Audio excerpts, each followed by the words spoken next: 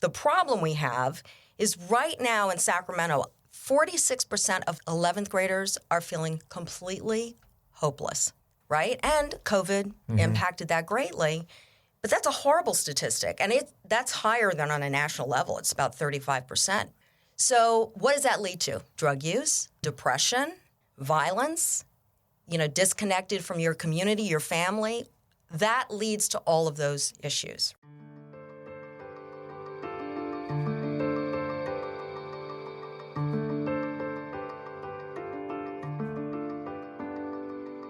Hi, I'm Jeff Holden. Welcome to the Nonprofit Podcast Network. Our purpose and passion is to highlight a nonprofit organization in each weekly episode, giving that organization an opportunity to tell their story in their words to better inform and educate the respective communities they serve, as well as provide one more tool for them to share their message to constituents and donors. Our goal is to help build stronger communities through shared voices and to both encourage and support the growth of local nonprofit organizations through podcasting. Thanks to our founding partners for their foresight in helping us transform the way conversations start. CapTrust, fiduciary advice for endowments and foundations. Runyon Saltzman Incorporated, RSE, marketing, advertising, and public relations creating integrated communications committed to improving lives. And Western Health Advantage, a full-service healthcare plan for individuals, employer groups, and families.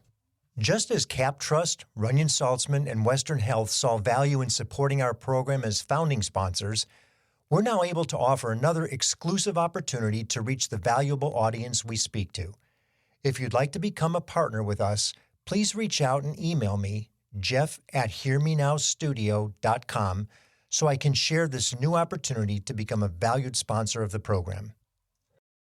A lot of things happened in the 80s that many of us recall and relate to, and those early 80s also saw the formation of a small group of concerned community members develop an organization to tackle some of the crime, gang, and drug issues that were popping up in their neighborhood. The entity, named People Reaching Out, made enough of an impact in a short period of time to earn a commendation from First Lady Nancy Reagan.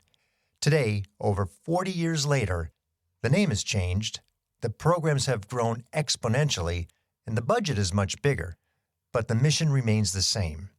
I can't do it justice by simply saying it's all about the youth, but it's a great place to start, and we're going to let the CEO and president of Pro Youth, Staci Anderson, bring us up to speed on what's been happening under her leadership these past 22 years. Staci Anderson, welcome to the Nonprofit Podcast Network. I'm very excited to be here. As I am to have you. So 1981, that's a long time. That's a mature organization, almost 40 plus years. Exactly. And if I'm not mistaken, it had a different name it was People Reaching Out. Right. Which you have nicely incorporated into Pro Youth. Tell us a little bit about the organization and why you think it's been able to not only survive but thrive through this tenure of a lot of tumultuous time. Well, I think the thing about People Reaching Out, Pro Youth and Families now is that it had a wonderful foundation when I first came on board. So I've been there 22 years. And I think almost half of the organization's life. Over half now. Over half, yes. Yeah. And I think that there was this wonderful foundation that Kathy Hill, who was the original developer of the organization, but it was out of a community movement. So it was really in response to the drug and alcohol issues. And you had like 500 community members come together to really try to solve that problem, specifically in a park, in Fair Oaks Park. So I think that there was buy-in from the community from the beginning, and it was really built and developed that way, and always a very responsive organization. And I think the other key is we always put young people at the center of that work. So it was always building capacity of young people to take those messages on and to build what we were doing in the work, right? So I think that has always been one of the key things about Pro Youth and Families, but also consistent leadership. I mean, we were very lucky to have Kathy for 20 years. She had really good relationships in the business community, which most nonprofits in the 80s did not. She had a great relationship on the national level. So I felt like I really got to take over a very solid, professional, well-thought-out organization. And I've been there 22 years, and I think that plays a huge role in being able to consistently, be a strong organization. We've had our ups and downs, don't get me wrong. Funding is always a struggle, but. Well, certainly leadership is paramount in a nonprofit. And you've only had 2 CEO, presidents, executive directors, whatever you label them through the course of its time. That's amazing. Yeah. For an organization to be this mature and this deep in its programs and to only have 2 people, that's a testament to the quality of the people they've hired, certainly. For sure. And I think also, we've really, and we'll talk about it a little bit later in our collaborative work that we've done to really kind of rethink and restructure the way nonprofits work together. Mm-hmm. I think it's always reevaluating and rethinking. And I go back to you've got to respond to what the needs of the community are. And I think a lot of organizations get very stuck, whereas we were a smaller organization. And, we had 10 to 13 people. And, now we're up to 33.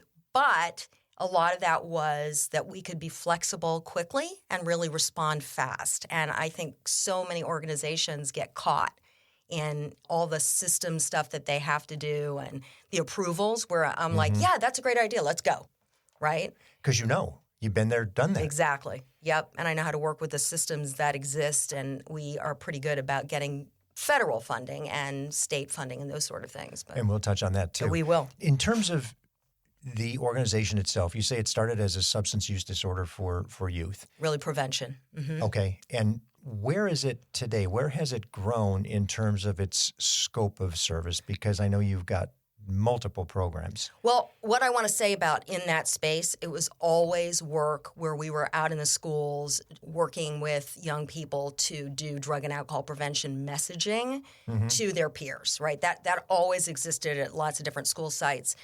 Let me start with what the real problem is. Because what happens, I think, with so many organizations is that we go to the problem, but we don't then we use the problem as that's what we're going to do. We're going to just solve A, right? So we were spending a lot of time, and that was very classic, the 80s, 90s. The problem is drug and alcohol use. But really what our programs were doing from the very beginning was building capacity of young people to be educators, to be resilient, to be leaders, all the things that really, if you are able to do that as a young person, then you are much healthier and you don't have as much of a need to go to drugs, to be dealing with depression, a lot of those other things, because you're feeling like you're a useful, connected person to the community. Bring it fast forward today, the problem we have is right now in Sacramento, 46% of 11th graders are feeling completely hopeless, right? That's sad and hopeless. And 11th would be junior, roughly, in high school. We're just about to graduate and probably having no sense of direction. Yes, exactly. And COVID impacted that greatly. But that's a horrible statistic. And that's higher than on a national level. It's about 35%. But it's almost every other kid. Yeah. So what does that lead to? Drug use, depression, violence, disconnected from your community, your family. That leads to all of those issues, right? All those symptoms that happen. So instead of directly saying, let's deal with drug and alcohol, let's deal with depression, what we do is we have created programming that then builds all of those resiliency skills that young people need. It gives them a place, a voice, where they can be empowered themselves. So we have a civic engagement program that we do. We have relationship skills programming. We've just developed, actually through COVID, a mental wellness program that we're delivering. Yeah. And we're doing this in over 62 different schools. How broad is the reach at this point? About 14 school districts and 67 schools. And our goal is really to take a lot of our work on a national and statewide, which we can talk about in a little bit more. But that's really, it's bringing those services into the schools and to the community and to our partners. How does the school teacher leadership in the institution identify you as an opportunity? We have been in school districts for the full 40 years, really. Okay. Most of the districts we've had. So you're well known in the circle of academia there for high school, and you elementary, do go up to 12 to 24-year-olds is what we're working with. And we have really trusted relationships.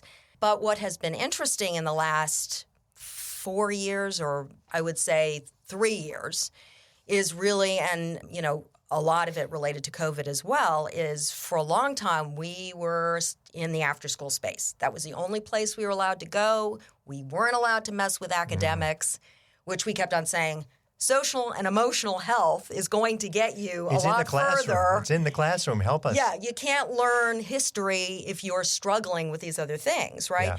So interestingly enough, and for all sad reasons, a lot of schools are struggling with violence. They're struggling with their kids being so depressed that they can't even show up to school. Or when they're there, they're totally disconnected.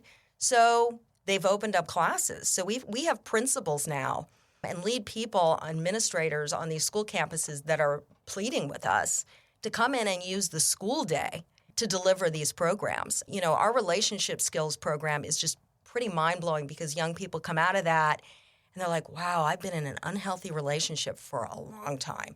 Or could you come in and work with my parents? Because I don't think, but they are gaining these skills and insights to foundationally, what do they deserve? Who are they? How do they build those? What's your love language, right? What are the things that you need and deserve? Mm-hmm. That, and even around mental wellness. How do I manage my mental health, right? Those are all skills that young people need. We all need them, really. But the schools have opened their doors wide open. Well, and I noticed even on the website, you had some comments about, they were quotes from students in the program or had gone through the program talking about a relationship that I don't know why I was in this relationship. This pointed out to me that this was a bad situation. Or another one that I saw that I thought was pretty poignant. It was from a male student who was saying, we've never expressed anything about how we feel. And to be able to share some of those things was really monumental for him. Yes, that's right. And culturally, right? So we have a very diverse team. And there are those kids themselves who have now are, professionals in the field, and they really know how to connect to these young people so we can create. And the most important part of all the work is creating that space to have those conversations. Right? I mean, you can have the best curriculum and all the deep, this is how we're going to do it, and you sit down with this wonderful, amazing curriculum. But at the end of the day, it's not the curriculum as much as it's the person knowing how to deliver and knowing how to support youth and having those discussions. Is everything you do through school systems? No, we also have a lot of... so. Mm-hmm. We also do some work through just the community in a variety of different spaces. We work with some drug treatment programs and youth drug treatment programs out in the community. We've done some stuff with WIN Youth Services and a bunch of different organizations. Mm-hmm. So wherever Job Corps is another example, we work really closely with the Job Corps program. So, wherever you need us, we're going to be there. If you've got a group of young people or you want us to recruit a group of young people, that's what we're doing. Let's walk through some of the programs, starting with maybe the most significant. We don't have to go through everything that you do, but certainly some are higher either need or participation than others. What would be the most prevalent program that you've got that you're delivering all the time? Well, it's really a relation. The two things I would say is our relationship skills work is we're doing across the board in multiple ways. So we have and that's probably something that's changed over time, I would imagine, because I hear it from everybody. It's conflict resolution. Nobody knows how to deal with people. Yeah.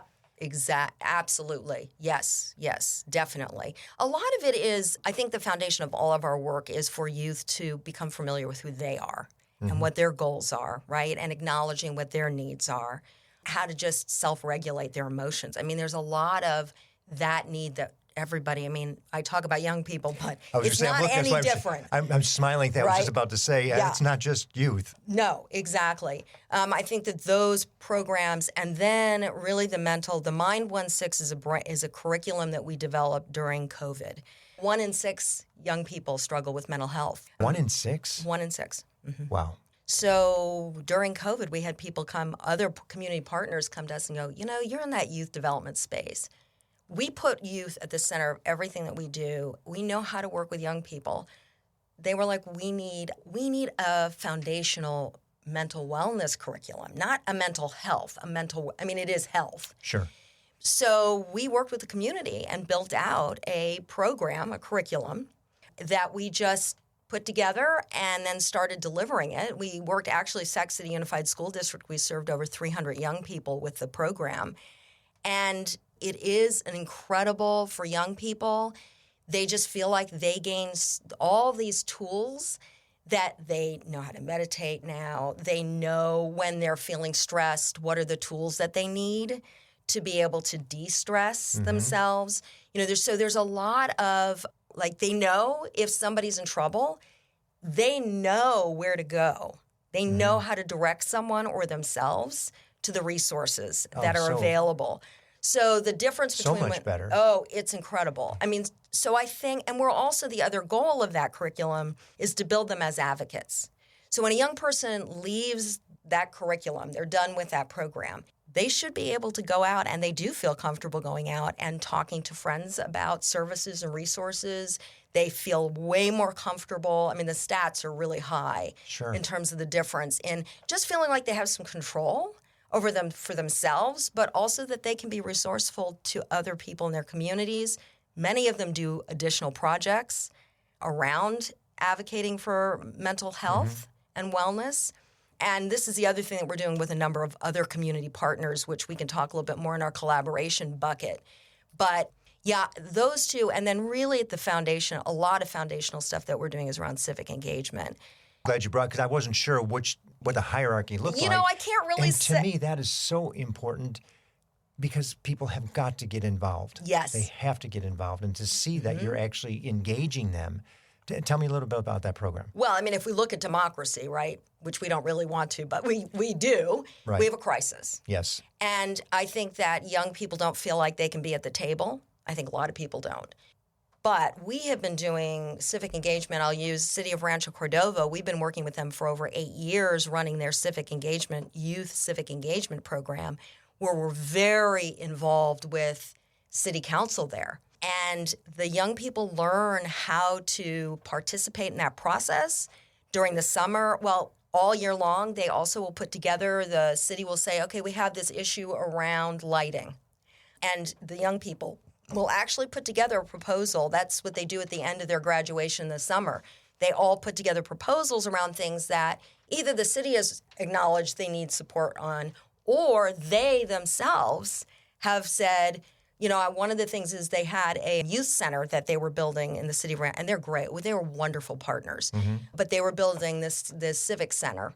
And they asked the young people, design what that civic center would look like. Which makes total sense, because who's going to be the beneficiary? Correct. They're going to be young adults, and then they're going to be parents with children, and that's when it's going to be a mature civic center. Right. And when they presented that to the council members, right, as well as the city manager came up to me at the end. He goes, they created a whole mental health space. They wanted this whole space where people could just feel, like there were services, there were resources. I said, yeah, that's right. That speaks volumes, doesn't it? He was shocked. And that was probably 4 years ago now. Okay. I think it was before COVID. I was just going to say, that would have been pre-COVID. That was before COVID. Can you only imagine post? Yes. You have half the facility as a mental health and mental wellness. Exactly, right? So there are things that they would never have even thought of. Yeah. But now they had young people involved. And what happens for those young people, it's empowering. Yeah. One young woman who participated in our civic engagement program was part of the women's wrestling team in, I think it was, I don't remember which high school in Rancho Cordova. It might have been Cordova High. She had no mats. There was no space for them. I mean, it was like they were not given any of the support that the men's was, the boys. And she said to me at the end of the whole thing, she goes, you know what? I went and I advocated with all the things that I had learned to do through civic engagement. I advocated for us to get mats and to get uniforms, and we have it. That's awesome. So, right? I mean, that's the power of the work that we're doing. But for young people to be heard and to feel like their voices matter, I mean, when you talk about feeling sad and hopeless, you feel empowered when you get to participate in those sort of things. Well, and especially when you see somebody listen and enact what you were suggesting, what you were providing, the solution to something that they asked your opinion on, that they actually engaged and listened. Yes. And I think the other piece of that, which is my favorite part, I think, is we're all about, let's break some of these systems that don't work. These systems don't work, right? Yeah. We worked with SACOG, around doing a youth advisory board. So we partnered with them Sacramento on doing Area Council of Governments for the benefit of those who don't know what that was. Thank you very much. I'm glad you did it because I'm like, am I going to say it right? And they asked us also to develop a youth advisory board. They're running it now by themselves, which is awesome. And the very first time they came up in front of the council, right, the council was like, well, they want to take a few pictures. You know, that's what they want to do. They were sitting in the audience, and they asked questions that blew the council's minds out of the water. It was like, oh, yeah, they're not here to play. I think that's with all of these systems. Well, we also do a youth advisory board, a behavioral health advisory board for the County of Sacramento. So we've worked with the County of Sacramento to put together a behavioral health advisory board run by young people.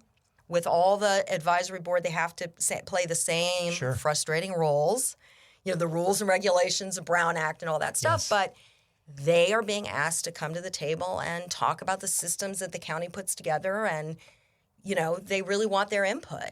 So what a difference that makes, right? When you've got a voice at those tables. Well, in so many ways, too, because not only does it work toward resolution for the problem for that group of students at large, let's say, but it's also giving the students that are engaged in it that civic opportunity to see that it really does work sometimes. Not always, but it, you know, more often than not, it works. Your voice matters. You do have a seat at the table. And because this is to benefit you in the long run anyhow, you know, we have to look at our youth for what we're doing for the future. Yeah. And I think we have to really give them the tools so that you're not just standing there yelling and protesting. There's a place for protests. I'm not saying there isn't.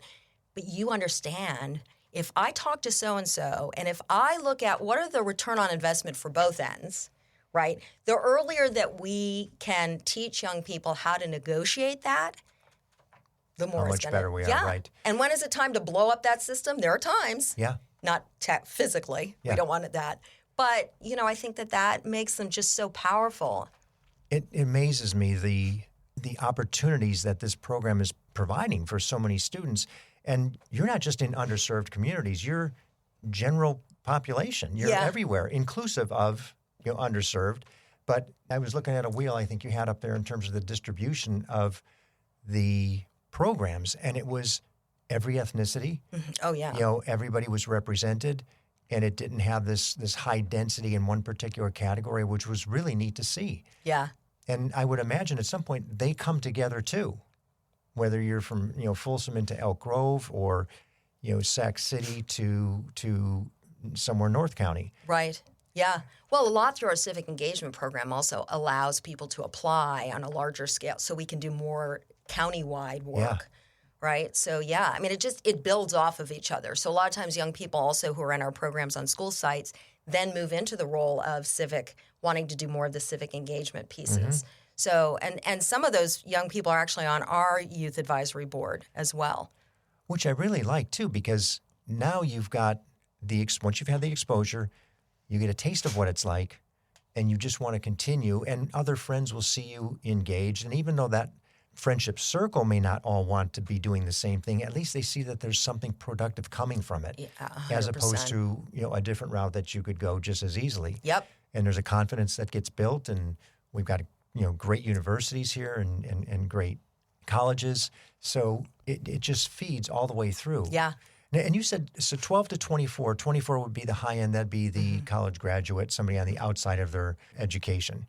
Is it always in a scholastic setting? No. Okay, good. Thank you. Really, the 21 to 24 tend to be young people that are really out of those traditional systems. Okay. That's a lot of, you know, I mean, I think Job Corps is a great example of where we reach a lot of young people in that site, on that setting. So, we're not really working as much with the college. That's actually a lot of our staff are that age, but yeah. And tell me a little bit about the staff. Now, you've got these programs, 33 people, full-time employees. Yep. That's a good-sized staff. Yes, it is. A lot of fun to manage that number. What do they look like? What does the staff look like? How are they trained? What's required outside of, you know, the administrative functions? Yeah. Well, it's an incredibly diverse group of young people. Yes. Right? We have just a huge range of age ranges, too. A lot of people come right out of, you know, either high school or college into our programming, and a lot of people, they start working within the classroom setting, but they have such different experiences of, culturally their backgrounds and where they come from, as well as experiences. So, we were just actually having this conversation the other day. I have people who are just got out of high school, and they're working through a lot of times junior college, and they don't have as much experience, all the way to people who have, my fund development person is getting her PhD in education. A lot of people have master's degrees, which brings in a variety of things. We have marriage and family therapists. We have, again, people who are educators, innovation, education people. We have people who come who have sociology backgrounds, who have, nonprofit background. I mean, just huge variety of different people, and their experiences. But I think most important is most of our frontline team were those kids themselves, right? They pulled themselves out of a lot of difficult situations. A lot of them are the primary supporter of their families, and that tends to happen a lot. We have a lot of young people who have worked super hard. They're the first in their families to get a college degree. Right. Or graduate high school in some cases. Or graduate high school, exactly. So they really understand the young people that they're working with, and we really try to match up the schools with what makes the most sense. Like who's going to connect to certain school sites where, certain school sites have a larger Hmong population or have a larger African-American population, whatever that looks like. Right. We really try to do that. And sometimes people who have came from that high school are now back at that high school. There's a line that I heard that you are best prepared to serve the person you once were. Yes, that's a nice line. Isn't it? Yeah. Well, the other thing I think that's hugely important is that we do a lot of training, and we do a lot of so a lot of our team members are just unbelievable. And we actually end up going out to different partners and training them up on classroom management. But it's all the experience of our team where they've learned how to do that, and now they're sharing it with, we have teach-backs all the time, which I thought was just a great idea of our Which is literally sitting in a group, our team comes together, and then they show, okay, this is how I did this particular curriculum on communication. And then they'll show it to the team, and then the team will teach it back to them also. So that there's a lot of, this is a thing that you could do that would make it even more exciting. Or within that classroom setting, maybe you want to do it this way. So it's always peer-to-peer learning. Which is nice because it's not just best practices down. I like teach back because as you were saying it, I'm thinking, okay, this sounds like best practices until you said it's coming back up. Yeah. It's a 360. Yep. Because that's where you learn, right? Yeah. And when you're in the classroom, it's a crazy place to be. Right. Even more now than ever before. Right. Like you just don't know what's going to happen. So how do you manage that? And what are the different issues? And a lot of kids being really hurt and feeling isolated. And, it's hard to be in those classes. Let's take a short break from our discussion with Staci Anderson of Pro Youth, and we'll return to learn of the tremendously collaborative machine this agency has become. I was in the media business for over 35 years and had the great privilege of working with Runyon Saltzman, RSE, Marketing, Advertising, and Public Relations. We collaborated on many different campaigns, but their commitment to the nonprofit sector hasn't changed since their founder, Gene Runyon, started the agency. Over many years and many campaigns, Runyon Saltzman has been committed to improving lives by tackling California's most challenging issues. Guided by research-informed strategies and insightful, creative solutions, RSE develops innovative communications campaigns that raise awareness, educate, and reduce stigma in diverse communities throughout our state and beyond. To learn more about RSE, visit rs-e.com. Hello, this is Scott Thomas with Cap Trust in our Sacramento office. I specialize in working with local nonprofits and associations. Annually, we survey private and public nonprofit organizations across the country to better understand challenges they see in today's environment. In our more recent survey, we heard concerns about proper board governance, mission-aligned investment, and how to implement alternative investments. If you would like a copy of the survey or to discuss your organization, look me up, Scott Thomas at captrust.com. I'm thrilled to have Western Health Advantage partnering with us as they do so much to support so many nonprofit agencies in our community. As a truly local health plan, you'll find individual and family options, employer options, plans for CalPERS and Medicare Advantage. From medical services to pharmacy, health and wellness support, as well as behavioral health care, Western Health Advantage has a plan that fits what you need. As an employer, for profit or nonprofit business, individual or family, you can find more at westernhealth.com. Let's talk a little bit about the collaboration, the people that you do work with, because you touch so many different organizations. Yes. And that's a big part of the program itself.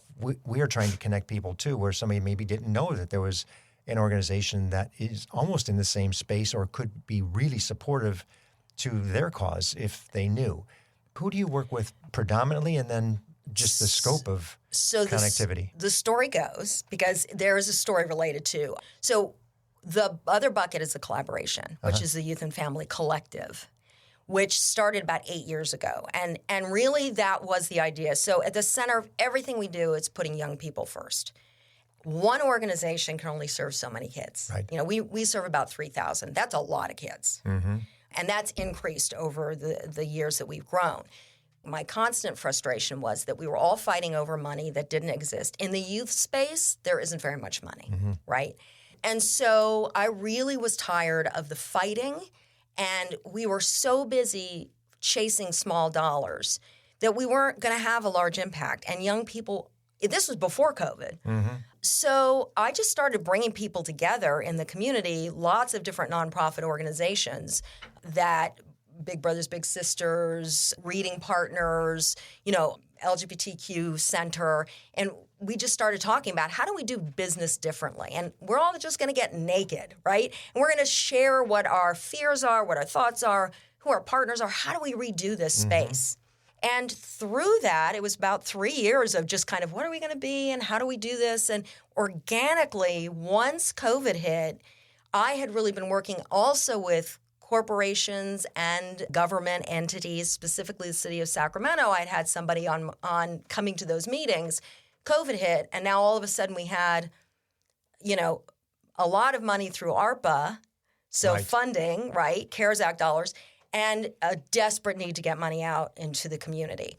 So we partnered with the city through our collective model, and we've now brought in over 72 different partners that we've been able to work with. So the goal was that's really in addition to the school systems. Oh yeah, that's a totally that's different your foundation. So there are two ways we do our work. One is our team is directly delivering programming.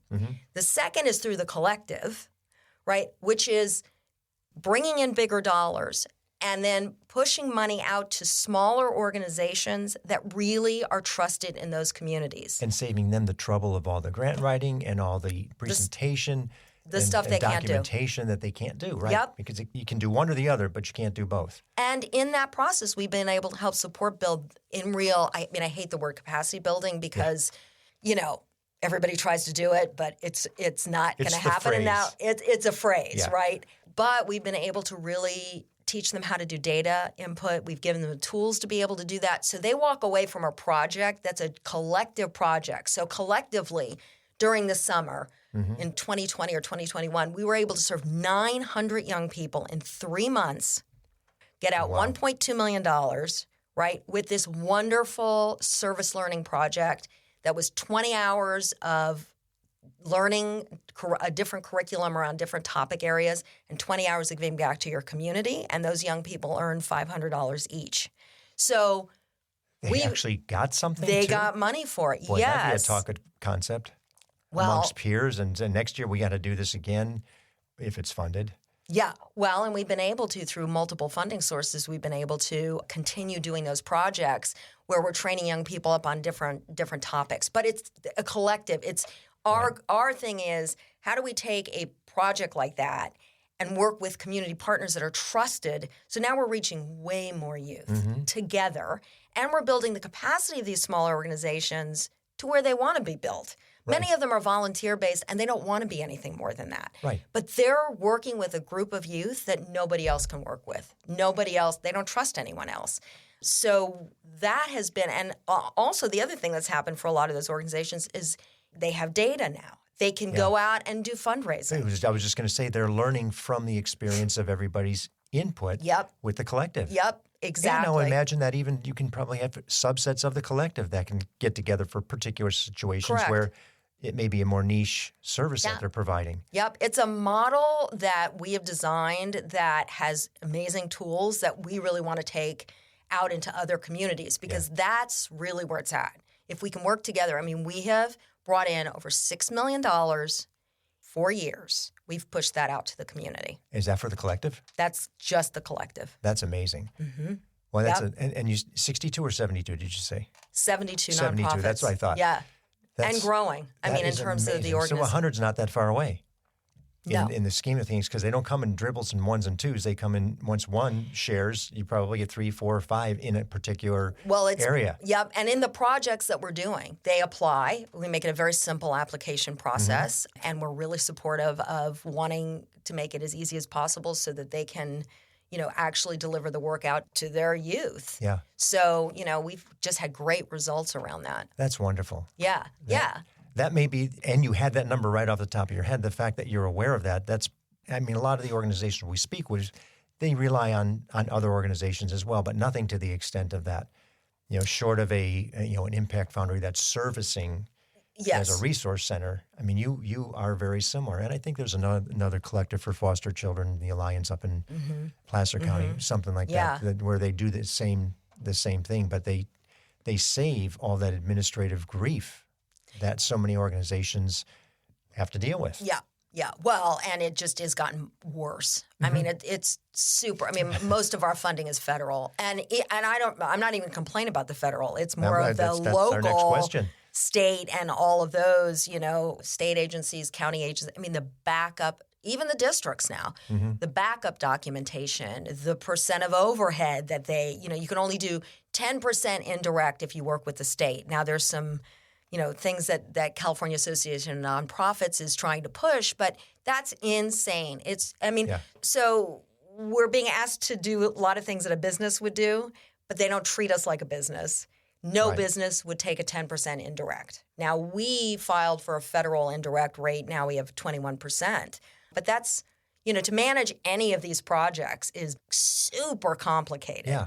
Super. The back end administration. Which it just goes to show the benefit of a collective of sorts, where somebody can handle all that, so you can do what you do best. Because that's not it. Nope. And as most of us, administration's not the thing we want to get caught up on. We're here for a purpose, not that. Yep. Well, and even applying for 501c3s and staying up to date on those things. I mean, you to even receive federal money, you have to make sure that all those things are in place, which we actually help the smaller nonprofits be able to do that too. Yeah, and that's where that tenure comes in, because you've seen all of it for so many years. Yes.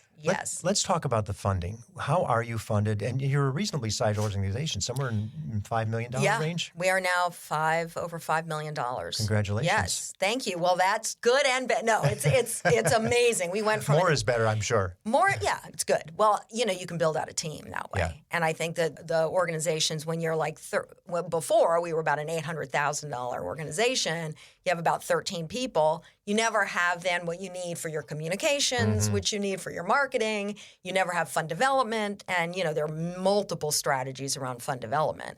So we're a bigger organization now, and most of our money is federal. And the thing that I always say is we're bringing a lot of money into this community. And I think that's the other thing that people don't talk enough about. I totally agree with you. The value of nonprofits to a community is so significant. And the fact that Sacramento has 13,000-ish of them. Now, many are totally volunteer. They're not siphoning funds off. But, if it was 6,000 that are using funded organizations, that's a lot of money. Yep. That's a lot of money. And there's a figure for the state and what the value is. I don't know it off the top of my head. But it's billions. Huge. It's a huge entity. It's a huge business sector, and we need to look at it and treat it as a business sector and give it those benefits to what business looks like, as opposed to thinking it's something different, because your job is every bit as difficult as somebody who's running a for-profit business, Yeah. and in some cases more so because of the documentation that Yeah. you have to have. Yep, absolutely. And if you look too together, if you don't, I was just having this conversation the other day. People want you to be very, kind of pathetic on some level, right? They want to help. Yes. If you don't look like you need help, Yeah, they don't want that. Oh, you're good. Oh, We- you're good. Yeah, you don't need our money. So as you get bigger, also as an organization, right?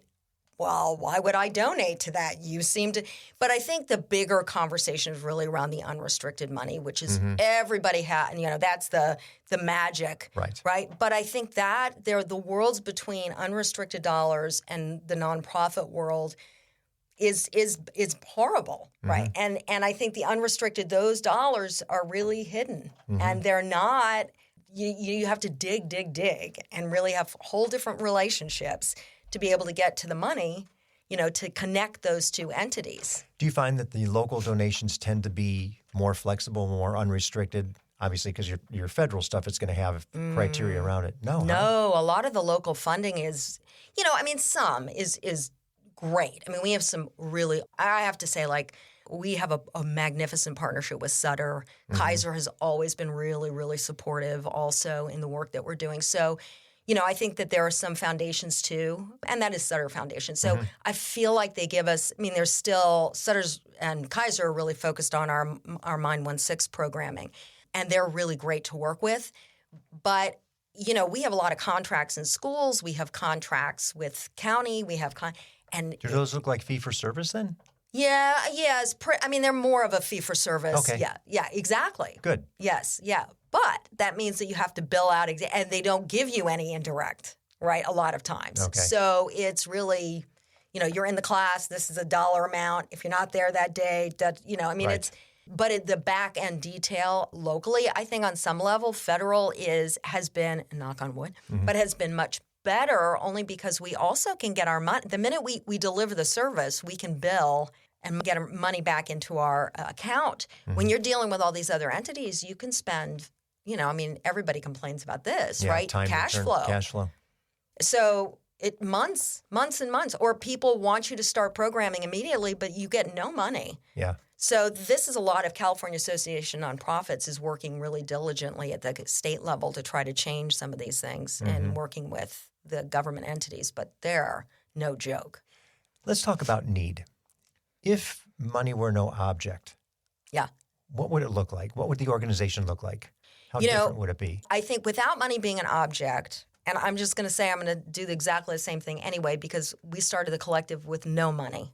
Nobody's ever supported that effort.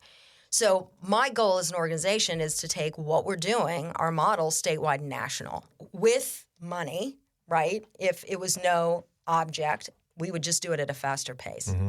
I would be able to really look at models where how do you take the YFC, the Youth and Family Collective model, how do you expand that across the nation? How do you take our Mind 16? Because our Mind 16 model is really about building community members' ability to deliver the curriculum. And both are scalable. Both the collective and the Mind 16. Completely scalable. So if I had unlimited dollars right now, that's exactly what I would do, is I would build a team to help us do it at a faster pace. Because I think the urgency right now is incredible.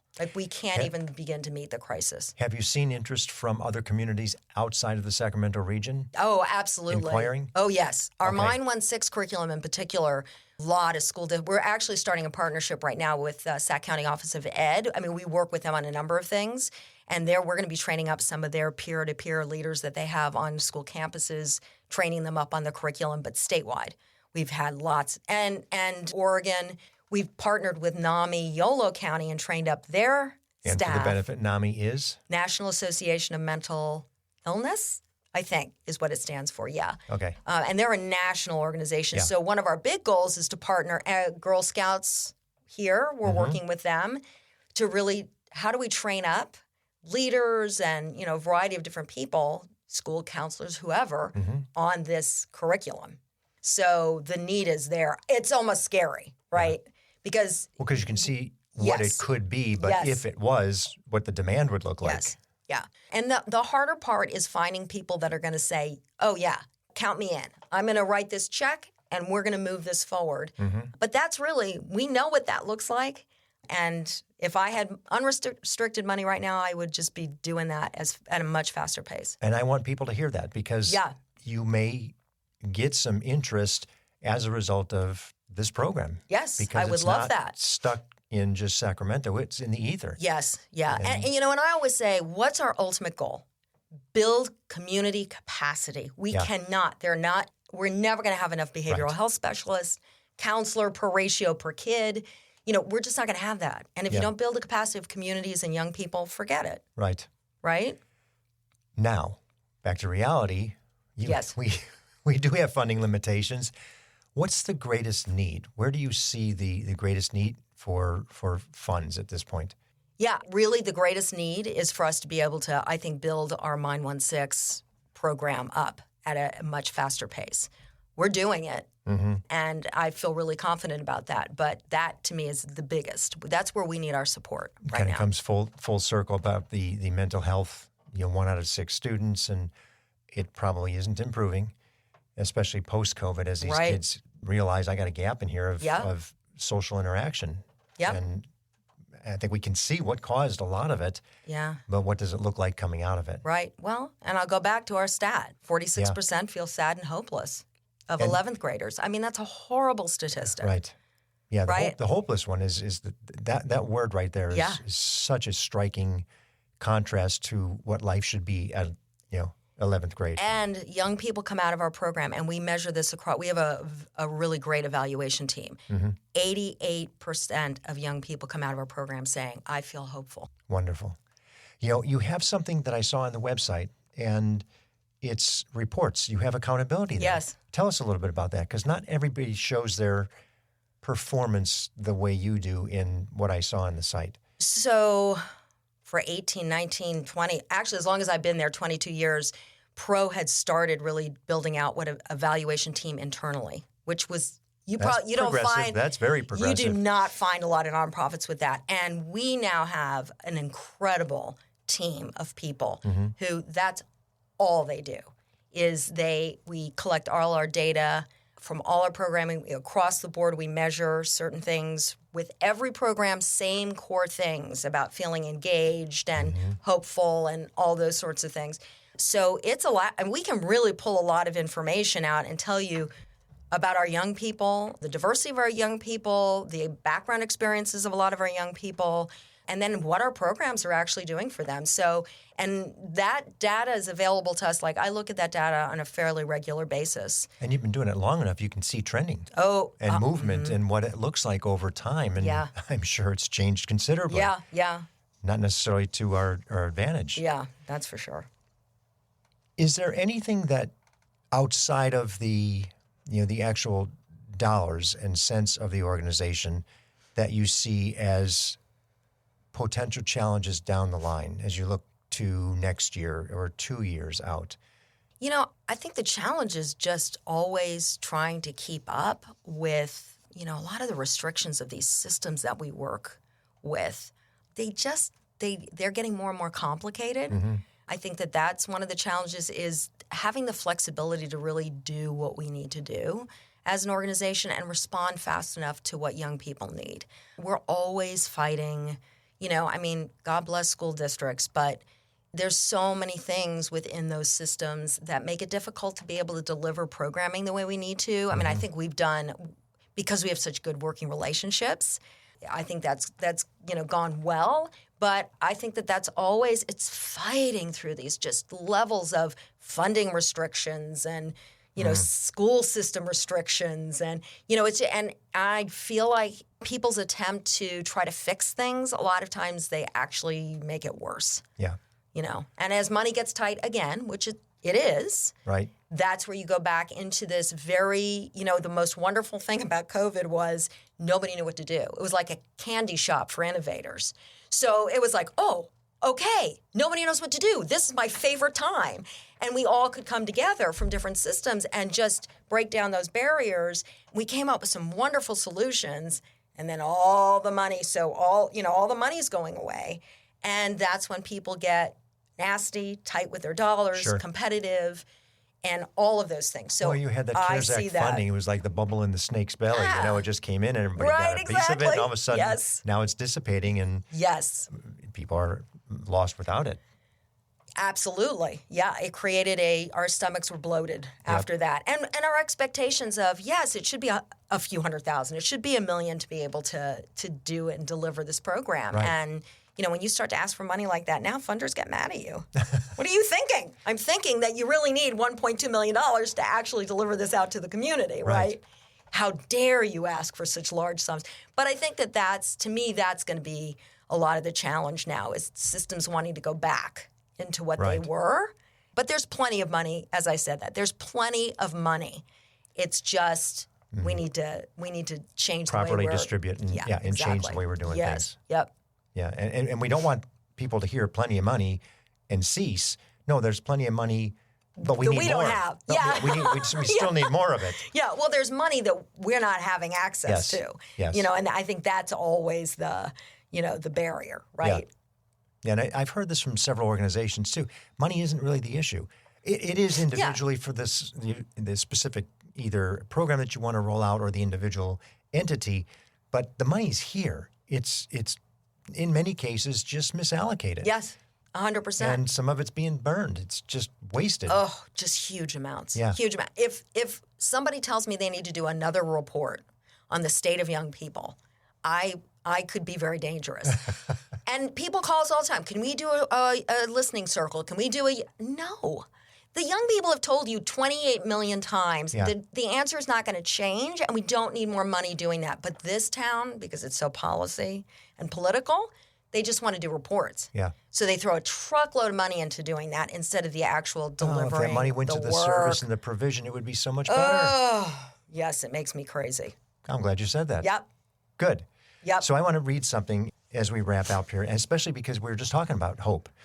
And one of your lines, it's your tagline is "Hope rises here." Yeah. This is right on the website. Pro-Youth's mission is to inspire, educate, and mobilize young people to build a healthier future for themselves, their families, and their communities. We envision a future where all young people recognize their value, have access to support and opportunities, and believe in their power to be change agents in their community. That's a wonderful, mission statement, purpose, and vision as well, because it looks forward. That's right. And I applaud you for what you're doing and just the envelopment you've got with so many tentacles into so many places in the community that service youth. Thank you. So thank you. Yeah, thank you very much. Yes, for that feedback. I think that's exactly right. Yeah. And we are in a hurry. We need to do this more, right? So for everybody that's listening, we are in a hurry. Let's get the funds coming this way. Funds coming. Stop with the Write nonsense the check paperwork. whenever you're ready. Yeah, exactly. Staci, thank you. Thank you so much. I really appreciate this opportunity. Likewise. Yeah.